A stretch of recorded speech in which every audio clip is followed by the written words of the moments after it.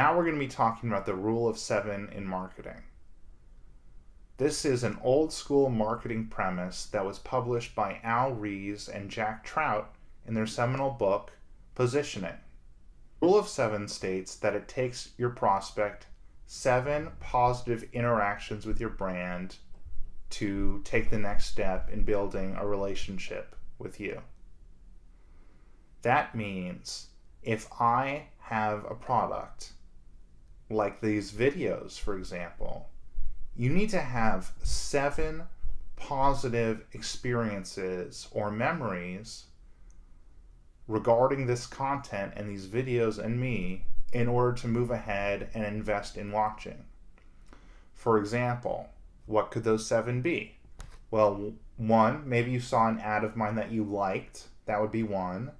2, maybe you saw me interact on a thread online and you liked what I had to say. That would be 2. 3, maybe you used one of my products in the past or were a client of mine. In order to relate this information to a technical paradigm, you're going to want to figure out how much it costs you to deliver a positive touch or experience with your brand to a recipient. For example, let's say you have an ad campaign that you really like. And we'll talk about later how to make sure your ad is really good.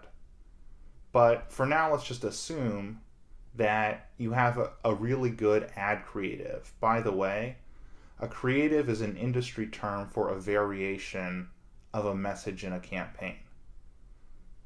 So let's say that you have a really good ad creative and you find an advertiser that lets you publish it on their website.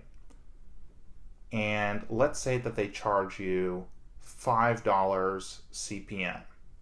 That means you're going to pay them $5 for every 1,000 times your message is shown to people. At $5 CPM, that means $5 for 1,000 impressions, or $1 for 200 impressions. So each impression is costing you half a cent. This provides a concrete foundation to reason about marketing spend. The equation gets a lot more complex. For example, it's possible that each impression wasn't actually received by the person. Maybe they have ad block. It's also possible that one person ate up lots of impressions. It's also possible that one person, although they may have liked the ad, already knew the message that the ad was communicating, so it didn't add any new information to them. It gets exhausting, and if you tried to calculate it out, at the end of the day, it would look something like the Drake equation.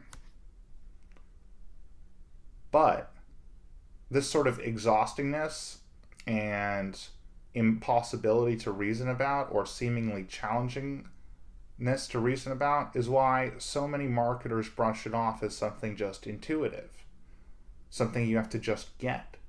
But the truth is, there's a rational framework for understanding everything.